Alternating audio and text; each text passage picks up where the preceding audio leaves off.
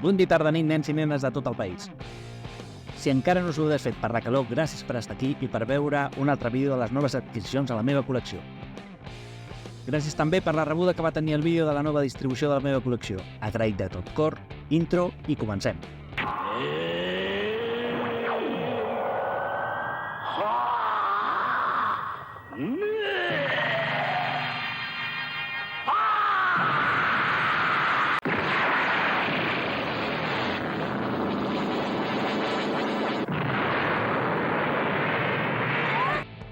Doncs començo amb el volum 10 de Guardians de la Nit, editat per Norma Editorial en català, en el que trobarem un power-up, no sé si dir-li així, d'en Tanjiro i la Nezuko en la lluita contra una de les llunes demoníaques. Com sempre, Guardians de la Nit no defrauda. Continuem amb el número 11 de Chainsaw Man, també editat per Norma Editorial. Després del brutal anterior número trobem el desenllaç d'aquest arc anomenat l'Agència de Seguretat Pública. En Denji ho dona tot per lluitar contra la dona a la qual està enamorat i que a la vegada li ha pres tot. Increïble aquest final com la resta de números. Ara toca esperar, ja que sembla que el mes que ve no tindrem el número 12. M'he fet amb 4 números més de My Home Hero, publicat per ECC, per posar-me com abans possible al dia.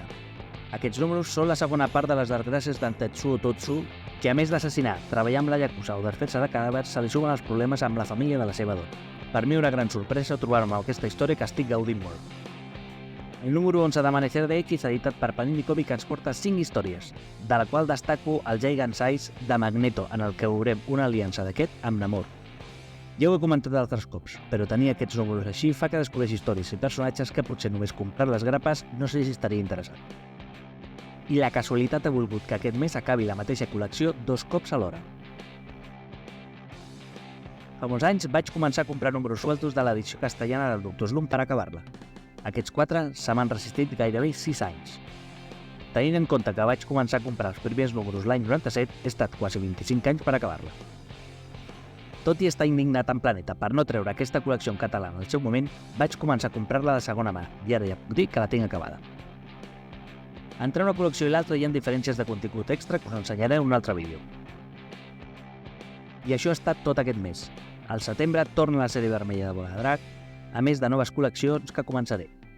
Gràcies per arribar fins aquí, doneu-li un like o no, disfruteu de la calor. Fins la propera!